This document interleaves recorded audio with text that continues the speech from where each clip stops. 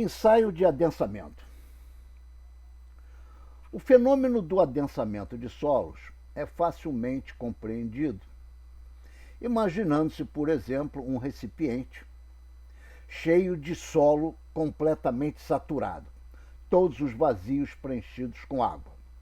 Colocando-se sobre esse recipiente uma pedra porosa e aplicando-se sobre ela uma carga. Imediatamente, toda a pressão exercida pela pedra porosa será suportada pela água, mas, imediatamente, pela pedra ser porosa, a água migrará para fora do recipiente, transferindo toda a pressão suportada pela água, transferindo para o esqueleto sólido do solo. Quando esta pressão voltar ao normal, pressão hidrostática, estará completado o deslocamento da pedra porosa. E é este fenômeno que ocorre com os solos saturados quando submetido a acréscimos de pressão efetiva, conforme demonstrado pelo Terzaghi. Os conceitos do adensamento partem, então, da premissa que o solo está saturado.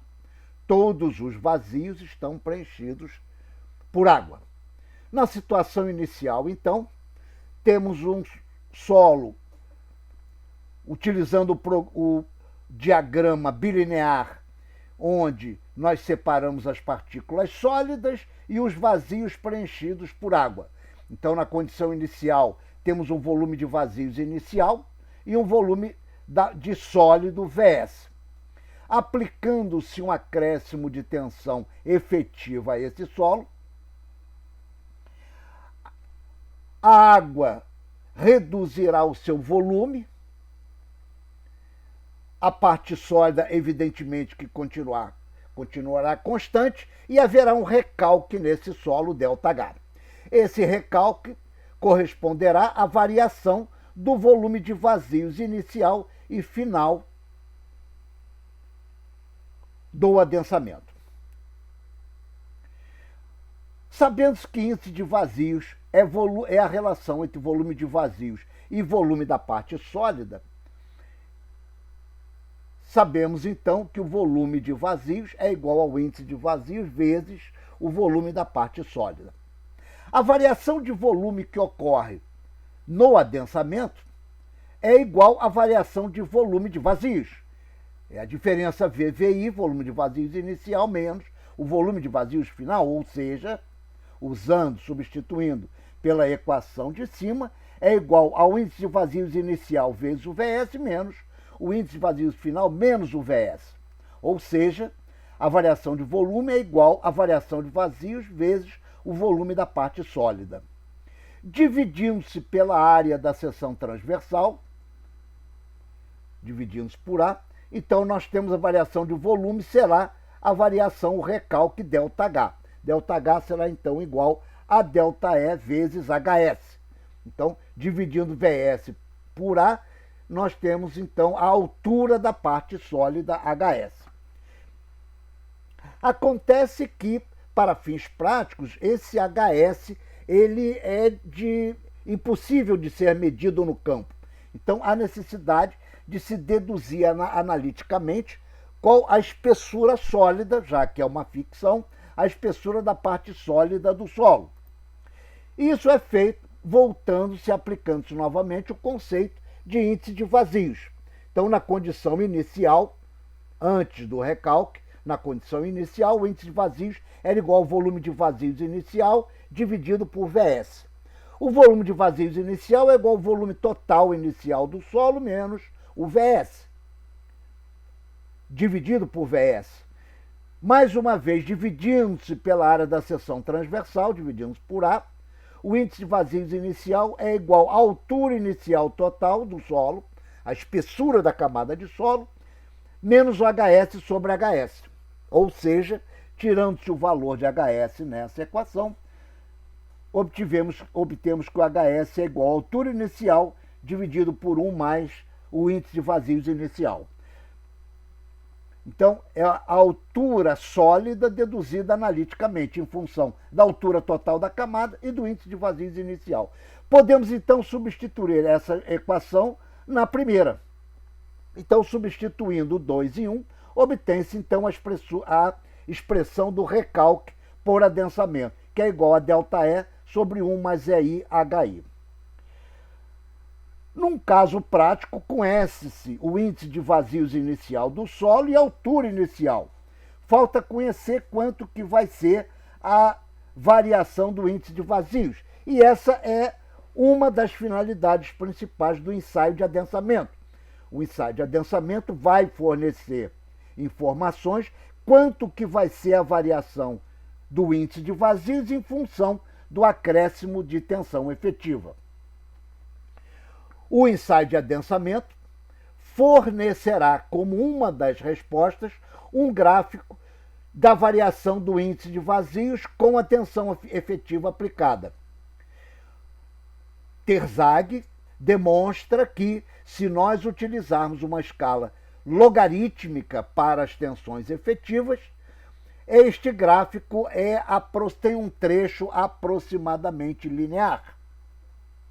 Com isso, pode-se tirar a inclinação desse trecho linear com a horizontal, obtendo-se, então, um parâmetro chamado coeficiente de compressibilidade, A índice V, que é a relação entre ΔE e ΔΣ nada mais é do que o coeficiente angular dessa reta. Então, este coeficiente angular é chamado de coeficiente de compressibilidade e recebe o símbolo de AV. Substituindo nesta equação do recalque o valor do AV, então nós obtemos que ΔH é igual, o ΔE passa a ser AV vezes ΔΣ', então substituindo nessa equação, tem o AV ΔΣ' vezes o HI sobre 1 mais o índice de vazios inicial. Como isto aqui é uma constante, AV é uma constante e EI é uma constante, resolve-se, para tornar esta equação mais elegante, substituir isso aqui por uma constante chamada MV, que é o coeficiente de variação volumétrica. Com isso, a equação final do recalque fica mais elegante, mais enxuta, o recalque como sendo igual a MV HI ΔΣ. O MV será obtido no ensaio de adensamento. Vamos ao ensaio propriamente dito. O ensaio consiste em submeter uma amostra de solo no interior de uma célula, chamada célula de adensamento. Este solo estará contido num anel metálico indeformado. Então, todo o recalque, toda a deformação se dará unidimensional, por isso que esse ensaio é chamado de ensaio de adensamento unidimensional, também chamado de ensaio oedométrico, porque não permite deformação transversal, toda deformação será vertical, e para que essa deformação ocorra, no ensaio é colocada uma pedra porosa, ou em ambas as faces do solo, ou em apenas uma das faces. A prática normal é colocar 2 pedras porosas, uma em cima e outra embaixo do solo. O recipiente é permanentemente cheio de água para que o solo permaneça saturado durante todo o ensaio, e ele recebe uma carga vertical e um extensômetro registra o deslocamento vertical desse solo. Para isso, é necessário apenas ter uma prensa, conforme a mostrada na figura.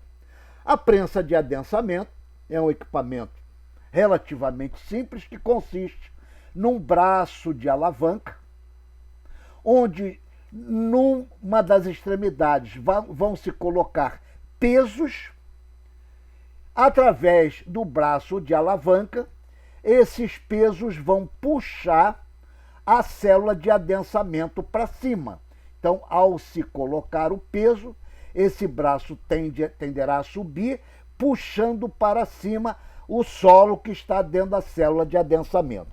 Só que ele será impedido de se deslocar porque ele vai de encontro a um ponto fixo da prensa.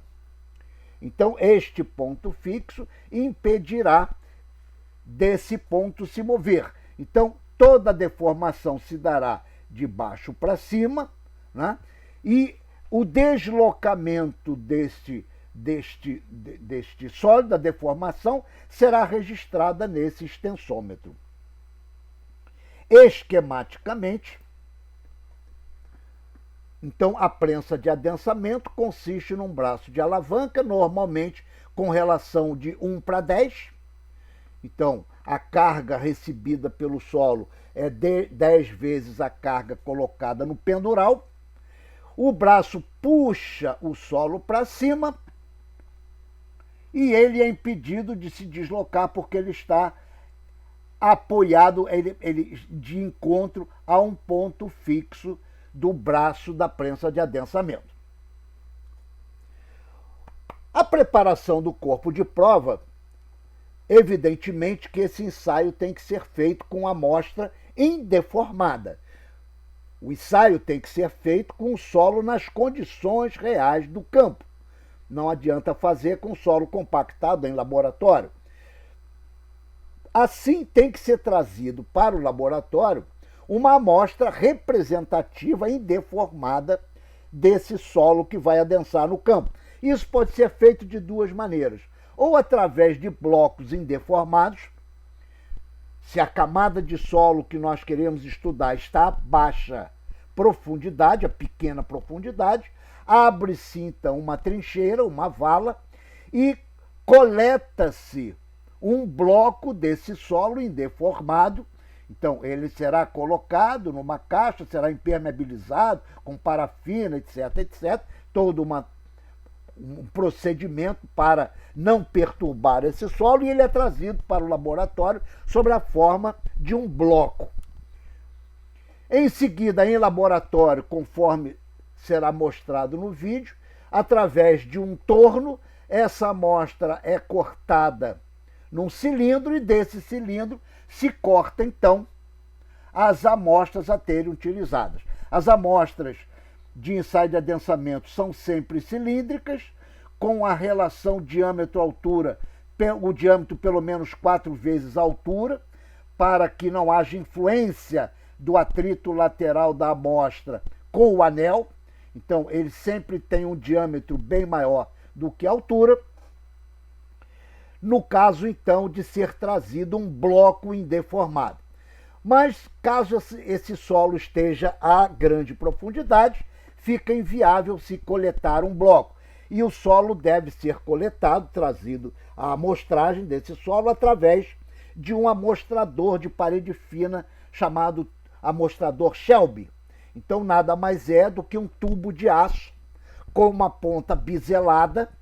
É um tubo de parede fina que é cravado no solo e ele recolhe, então, uma amostra de solo no seu interior.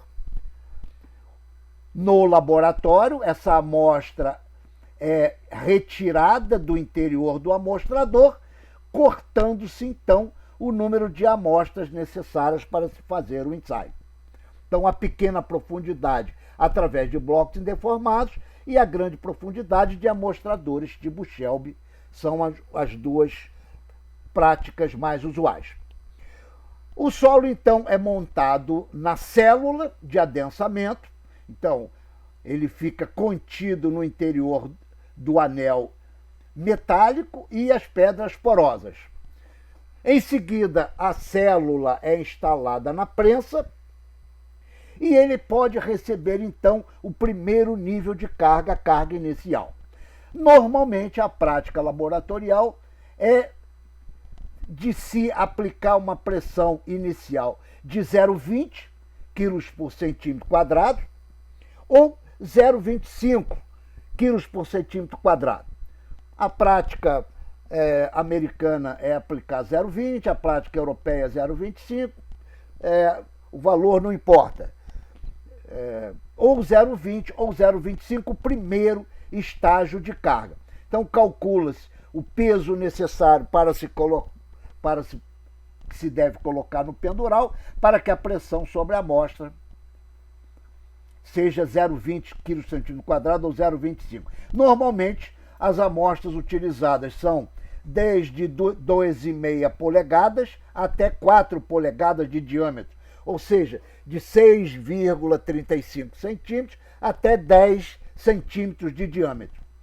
É o diâmetro usado na prática. Não se pode usar diâmetro maior, senão o valor da carga a ser colocado no pedural fica muito elevado e inviável na prática de se fazer. Então, aplica-se a carga inicial e imediatamente começa-se a notar a leitura no deflectômetro do extensômetro. Então, aplica-se a primeira pressão e lê-se primeiro a intervalos bem pequenos de tempo, 1/8, 1/4, meio minuto e 1 minuto. Lê-se a leitura no extensômetro. Depois as leituras vão espaçando 1 minuto, 2 minutos, 4, 8, 15 e normalmente o estágio de carga vai até 24 horas. É a prática mais comum.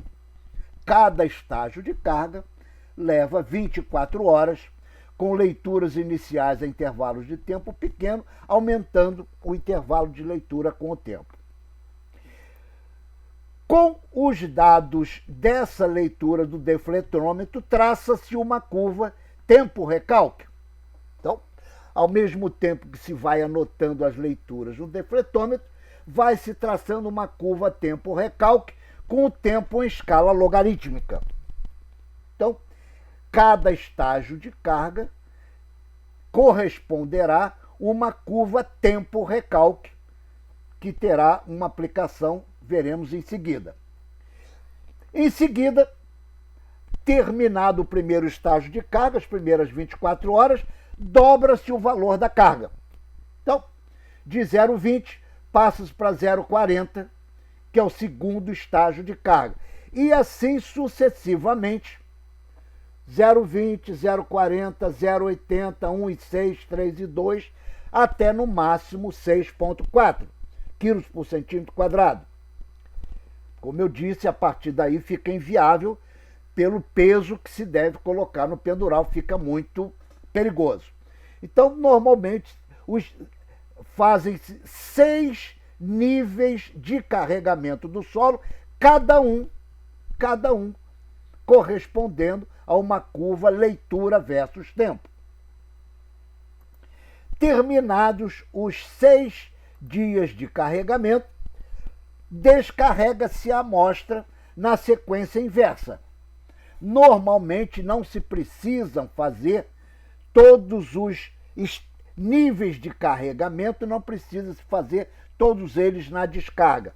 Normalmente fazem-se apenas 3 ou 4 níveis de descarregamento, já que a interpretação, os dados mais importantes são na fase de carregamento. Então, mais uma vez, retiram-se pesos do pendural e registram-se as leituras no extensômetro a 3 ou 4 níveis de descarregamento.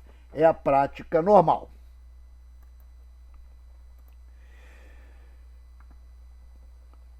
Com essas curvas de leitura do defletômetro versus tempo,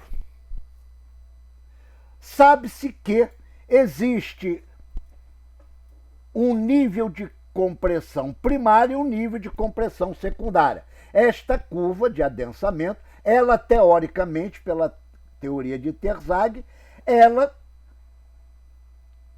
tem um tempo infinito até a sua conclusão. Mas, para que se defina um tempo de compressão primária, que é aquela que corresponde aos valores principais de recalque, deve ser determinado o final da compressão primária, e isso é feito traçando-se uma tangente pelo trecho retilíneo inicial e uma tangente aproximada pelo trecho assintótico de compressão secundária. Pelo ponto onde essas tangentes se cruzam, admite-se que seja o fim da compressão primária, o fim do adensamento primário do solo. Resta agora definir onde é o zero. já que nós estamos em escala logarítmica de tempo e nós não temos o tempo, a leitura correspondente ao tempo t igual a zero. Então, terá que ser feita, e nós vamos mostrar em seguida, qual é o tempo, a leitura para o tempo t igual a zero. Isto é feito segundo também uma teoria de Casagrande. Ele sugere o seguinte procedimento. Existem várias sugestões de procedimento. O mais usado é o método de Casagrande, que sugere o seguinte: lê-se a leitura correspondente a um determinado tempo t. Então, por exemplo, a leitura na curva correspondente a um tempo t igual a 4 minutos. Em seguida, vê-se qual é a leitura correspondente a um tempo t sobre 4. Ora, se o tempo inicial foi 4 minutos, t sobre 4 é 1 minuto. Calcula-se a diferença das leituras entre o tempo t e o tempo t sobre 4. Então, aqui no caso, obtém-se a diferença z. A diferença entre a leitura no tempo t e no tempo t sobre 4. Rebate-se essa diferença para cima. Rebate-se a diferença z para cima e adota-se por convenção, e aqui é por convenção do método, admite-se que o 0% de adensamento seja exatamente no tempo t igual a zero, seja obtido graficamente dessa forma. Ora, então se nós temos que o final do adensamento primário é no cruzamento das tangentes e o zero é através dessa montagem gráfica, então nós podemos, por exemplo, calcular qual o tempo necessário para 50% do adensamento.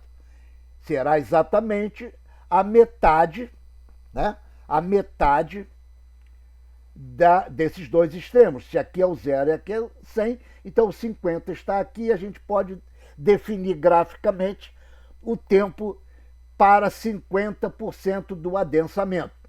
E isto terá que ser feito para cada nível de carga e para cada nível de descarga. Então, para cada estágio de carga, corresponderá um tempo T50. O tempo T50 não é uma constante do solo, ele é uma constante para um determinado nível de carga. A equação diferencial do adensamento, conforme vocês viram em sala de aula, é dada por esta equação. Dronde U de excesso de pressão neutra sobre Dronde T é igual a CV Dronde 2U Dronde Z2, onde o índice é o excesso de pressão neutra no interior do solo quando se aplica um acréscimo de tensão efetiva ΔΣ. Então, o fenômeno do adensamento, quando o solo recebe um acréscimo de pressão efetiva ΔΣ, imediatamente a água contida nesse solo, toda a pressão vai para a água no instante t igual a zero.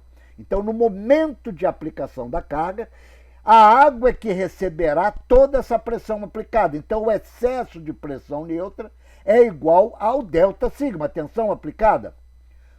Só que, imediatamente, alguns instantes depois, a água já começa a dissipar, já começa a ir para a camada drenante, a camada permeável. Então, aquela partícula de água que estava aqui na fronteira do solo com a camada permeável, ele imediatamente drena e a pressão neutra na fronteira do solo cai para zero. Então, neste ponto que no instante t igual a zero a pressão era máxima, imediatamente logo depois ela vem para zero. Uma partícula que estava mais próxima, ela vai levar um pouquinho mais de tempo para sair. Uma partícula que está no meio da camada é a que vai levar mais tempo para drenar. Ela tanto poderá sair por cima ou por baixo, no caso de dupla drenagem. Então, a curva de variação da pressão efetiva ao longo do solo num tempo t qualquer, que é chamado de excesso de pressão neutra, U de excesso, num tempo t qualquer, é dada pela equação diferencial de adensamento, onde Este parâmetro CV é chamado de coeficiente de adensamento. Ele é igual a TVD2 sobre T, onde TV é o conhecido um fator tempo, D é a espessura drenante do solo. Se ele tiver dupla drenagem por cima e por baixo, o D, que é a espessura drenante, é metade da espessura total do solo. Se ele tiver drenagem só por uma das faces, a espessura drenante será a espessura total do solo. Então, fator tempo, TVD ao quadrado sobre T, onde, para 50% de adensamento, o valor de T índice V, chamado de fator tempo, é igual a 0,197. Então, para ocorrer 50% do adensamento, nós tiramos o T50 do gráfico, correspondente ao acréscimo de tensão, e podemos calcular o CV e substituir na equação. Vamos ao cálculo do ensaio. Inicialmente a moldagem do corpo de prova. Então, o que está em amarelo é medido, o que está em branco é calculado. Então, o anel número 2, o volume do anel, peso do anel mais o solo úmido, peso do anel vazio, 1415. Durante a moldagem do corpo de prova, coleta-se 3 amostras para determinação da umidade. Então, 135, 134, 134, tira-se a média dos resultados, obtém-se a umidade média desse solo.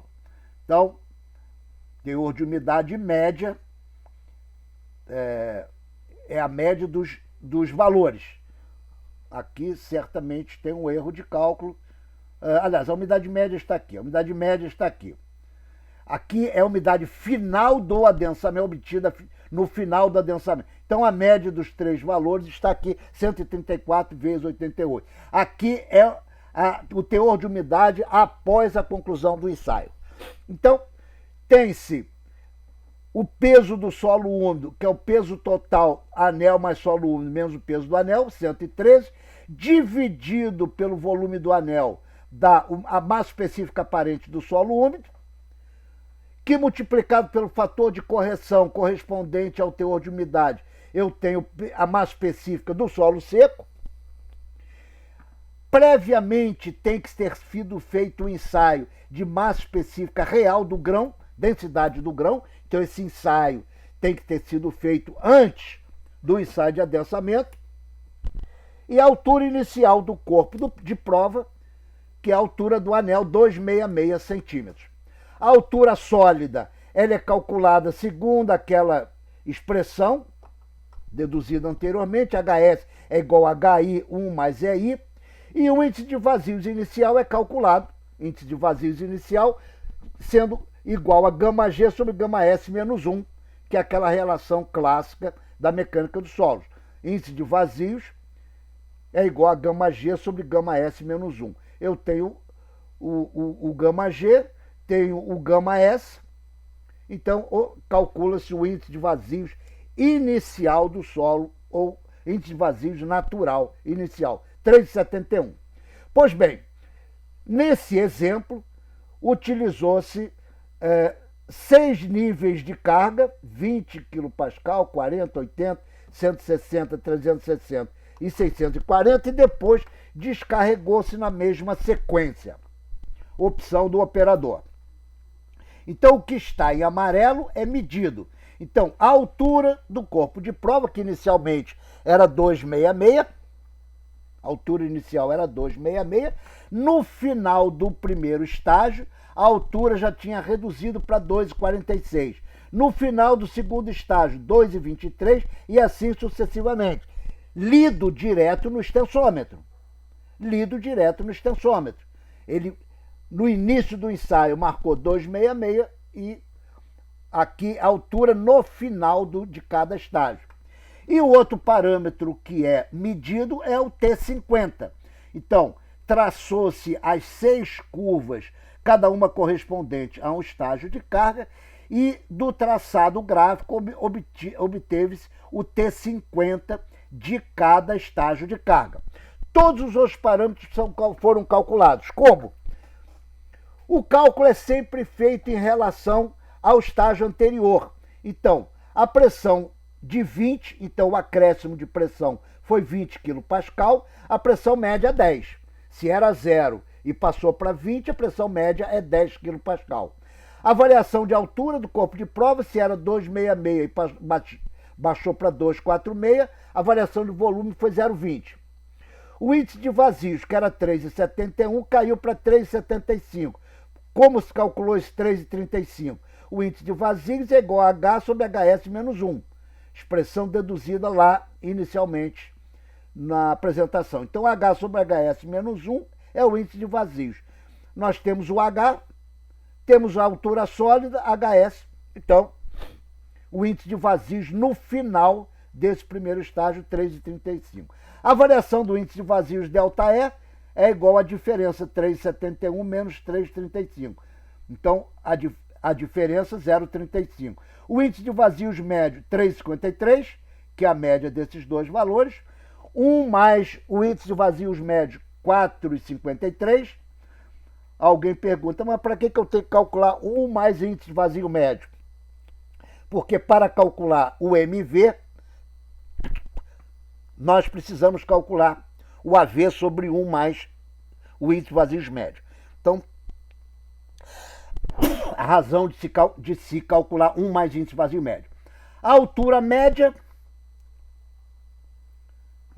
era 266 para 246, a altura média 2,56, 2,599. Altura média sobre 2, altura média sobre 2 ao quadrado. Por que precisa ser valor? Altura média sobre 2 ao quadrado para calcular o CV. No caso é dupla drenagem, então o D, que é a altura de drenagem, é metade da altura. Então essa coluna HM sobre 2 ao quadrado vai ser usada no cálculo do CV. O T50, então, foi obtido graficamente, então podemos calcular o CV. CV é igual a 0,197 HM sobre 2 ao quadrado sobre T50. Temos todos os parâmetros. O HM sobre 2 ao quadrado e temos o T50. Então podemos calcular o CV. O AV, que é igual a ΔE sobre ΔP. Então, temos o ΔE, 0,36, e temos o ΔP, que é 20, o acréscimo no nível. Então, temos o ΔE, temos o ΔP, então podemos calcular o AV. Tendo o AV, podemos calcular o MV. O MV é igual ao AV sobre 1 mais EM. Temos tudo. Temos o AV e temos o 1 mais EM. E, por último, o coeficiente de permeabilidade. O K é igual a CV, MV, gama da água. Fazendo-se isso para cada estágio de carga, nós temos todos os parâmetros. Lembrando que nem o CV, nem o AV, nem o EV não são constantes do solo. São parâmetros válidos para cada estágio de carga. E esses valores eles são calculados somente para o estágio de carregamento do solo. Não se precisa calcular esses parâmetros na fase de descarregamento do solo. Na fase de descarregamento, a gente precisa apenas calcular o índice de vazios final e encaixe-se apenas até o índice de vazios ao fim do estágio de descarregamento. Com os dados, então, de índice de vazios e de pressão, nós podemos calcular a curva de carga e curva de descarga. Então, com os dados de índice de vazios e pressão, índice de vazios, pressão, podemos obter esta curva, pressão e índice de vazios, no trecho de carga e no trecho de descarga. Lembrando que a escala de pressão usa-se a escala logarítmica. O fato que despertou a atenção de Terzaghi foi que cada vez que se descarrega e se recarrega o solo, ele retorna para a reta virgem. Ou seja, ficou evidenciado que esse trecho retilíneo da curva pressão-índice de vazios nada mais é do que um trecho do nível de pressões que o solo nunca recebeu anteriormente. Então, o solo ele sempre caminha para essa reta virgem, que é o nível de tensões que ele nunca teve sido submetido na sua história de tensões. Ora, isso significa que se ele está apresentando um trecho curvo no início do carregamento, significa que em algum momento ele saiu da reta virgem, ou seja, ele em algum instante era o ponto de máxima tensão efetiva que ele já recebeu na sua história de tensões. E para determinar que ponto é esse, então este solo, por exemplo, o final da reta é próximo a essa região. Então o próprio Terzaghi sugeriu uma montagem gráfica para dizer aonde afinal deve ser considerado o final da reta virgem. E ele sugeriu o seguinte: pelo ponto de curvatura máxima dessa curva, do trecho curvo, no ponto de raio de curvatura máxima, a curvatura máxima significa o raio de curvatura mínimo, traça-se uma horizontal e uma tangente. Uma horizontal e uma tangente pelo ponto de curvatura máxima, ou seja, raio de curvatura mínimo. Então traça-se uma horizontal e uma tangente. Por essa horizontal e essa tangente traça-se a bissetriz. Prolongando-se o trecho linear, ele vai cruzar a bissetriz num determinado ponto. O prolongamento da reta virgem com a bissetriz desse ângulo determina um ponto. Que ponto é esse? É o ponto final da reta virgem, ou seja, é a pressão de pré-adensamento, é o valor da maior pressão que esse solo já foi submetido na sua história. Esta é a montagem clássica sugerida pelo próprio Terzaghi. Sugere-se agora que assistam o vídeo do ensaio de adensamento para esclarecimento de qualquer dúvida que ainda tenha sobrevido.